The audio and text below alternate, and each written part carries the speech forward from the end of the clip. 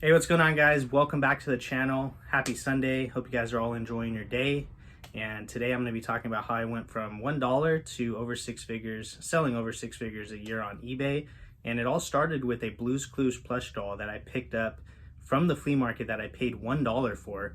And this was a vintage 1997 Tyco. I'm going to pop a picture up on the screen. That is not my sold comp. And this was like 4 years ago, so it's going to be pretty impossible to get that. But anyways, I paid $1 and it sold for like $12 to $15 plus shipping, and it actually sold relatively quickly. And after that sell, I was pretty much hooked on eBay, and I was like, man, there's something here. And I would literally go out to flea markets on the weekends, and I would go to all the thrift stores and all that stuff. And at this time, I was working a 9-to-5 job. I was making $13 an hour doing parts at a body shop, and I was looking for a way out. I was looking for something else to do. I went from making, like $30 plus bonuses at Mercedes-Benz as a technician, and then going down to $13 an hour. So my pay was cut in half, and I was just super miserable, right? So I came across reselling, and that was my first sell, and that's what changed the game for me. And then I ended up going full-time 3 to 4 months later, which I do not recommend you do. I know a lot of people ask me, like, when do I go full-time? When do I go full-time? If you have a job, really stick with your job, or look to educate yourself to get a different job if you aren't happy with your job currently, and just do reselling as a side thing, side hustle, until you can get your income up to where it is currently, or more. Really more. You want to make more reselling than at your regular job. When I quit, I think I was making like $3,000 gross, so probably about $1,500 to $2,000 profit, and that's pretty much what I was making at my job.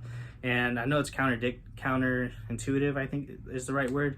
Like, I'm telling you not to quit your job, but I quit my job. I'm just telling you from experience, like, it's a grind. Like, there was multiple times where I felt like quitting, which I knew I wasn't gonna quit, but like, there's been plenty of times where I didn't have any money in my bank. There was a time where my store got shut down and it was negative $600. So I don't recommend you do that. I recommend you stay at your job, have a slush fund of at least like 6 months to a year of savings that could cover your bills if anything does happen. And, at least have some kind of money, at least in a slush fund or something like that, just kind of put away, not touched. And then start with things around your house, and then kind of reinvest that money that you're getting from the things around your house. If you have old video games laying around, old clothes, toys, electronics, whatever it may be, right? Use that stuff to kind of get started. A lot of people ask me, how do you get started or whatever? Well, instead of deploying your own capital, really look around your house. Everybody has things laying around that they don't use anymore, or maybe your kids don't play with anymore, video games, whatever it is. And you can make some money that way, and then just redeploy that money into more inventory. Do your research, really focus and narrow down on a niche. That's what I highly recommend. I used to sell everything. I used to be an everything seller for like the first year. I sold video games, toys, sporting equipment, all that stuff. Anything you could think of, I sold it, as long as I can make a profit. So from experience, 4 years doing this, I highly recommend you to focus on one niche. And I know a lot of people don't like hearing that, but that's just the best piece of advice I can give you, really mastering a niche, because that's what took me from my first year making, I think, $36,000. I was selling everything, and it was a big headache.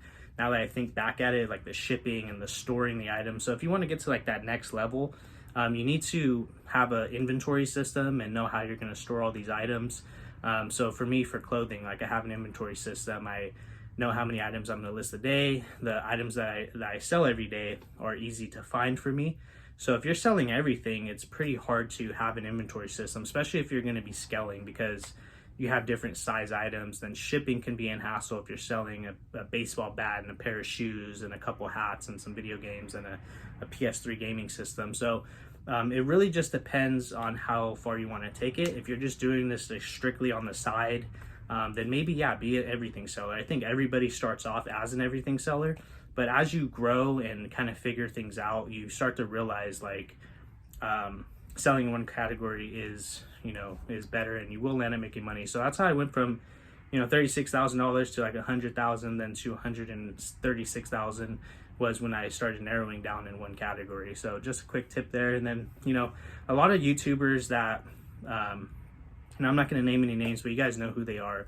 They pretty much buy everything that's profitable, and a lot of them buy things that are super questionable and just not good inventory, not good advice. That's why I tell you guys to like watch out who you're watching. Like, are you guys watching people that actually resell, or do they make more money from content in YouTube and social media more than they actually do reselling? So you need to be careful with who you watch and who you listen to. You know, I've shared my numbers plenty of times on this channel, and I get people asking me to share my numbers, share my store and all this. Well, you know, if you deep dive into my older videos, you can find that information. But anyways, guys, hope you guys got a little bit of value out of this video. Hope you guys enjoyed, and I'll see you guys tomorrow in the next one. Peace.